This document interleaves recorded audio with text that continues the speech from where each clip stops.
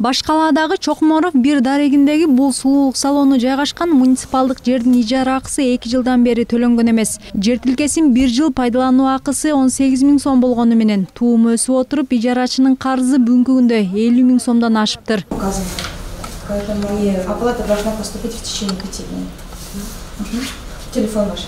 Муниципалитеттин кызматкерлерин ижарачыны дарек боюнча таппай калуу түйшүккө салат. Мындан уламалар эскертүү кагазын суп арендаторго таштап кетүүгө аргасыз.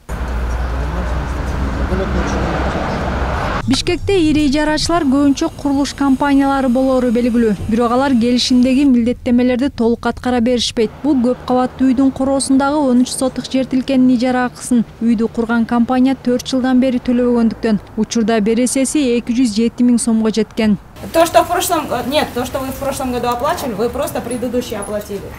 Он нам показывал красную книгу. Биз бул үйгө келип жашаганыбызга бир гана жыл болду. Курулуш компаниясы бул короону минтип оңдоп койгонуна деле бир ай гана болгон. Кызыл китебин көрсөткөн. Бирок мынча карызы бар экенин билген эмеспиз. Квартально, так как оплата должна производиться ежеквартально. Ижара акыларын 2-4 жылдан бери төлөбөй койгондордон карызды өндүрүү үчүн ушинтип рейд өткөрүп жатабыз. Эгер электрондук дарек боюнча жөнөтүлгөн кагаз түрүндөгү эскертүүлөргө реакция болбосо, объектилерди кыдырып, эскертүүнү ижарачылардын өзүнүн колуна беребиз.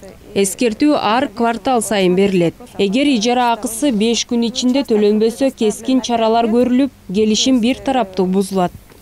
На следующий год у них заканчивается срок аренды. Бишкек шаары боюнча бүгүнкү күндө муниципалдык жер тилкелерин ижарага алгандар мэрияга 600 миллион сомдон ашык карыз. Мекеменин базасында 5 миңден ашык арендатор болсо, алардын 1000ге чукулу карыздардын 3-4 жылдап төлөгөн эмес.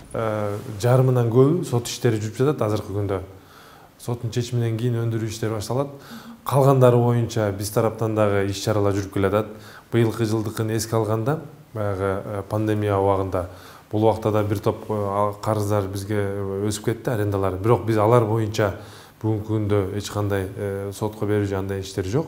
Ошондой эле Бишкек шаардык мэриясынын жер ресурстары башкармалыгы каладагы муниципалдык жерлерди ижарага алгандарды карыздарды убагында төлөөгө чакырууда.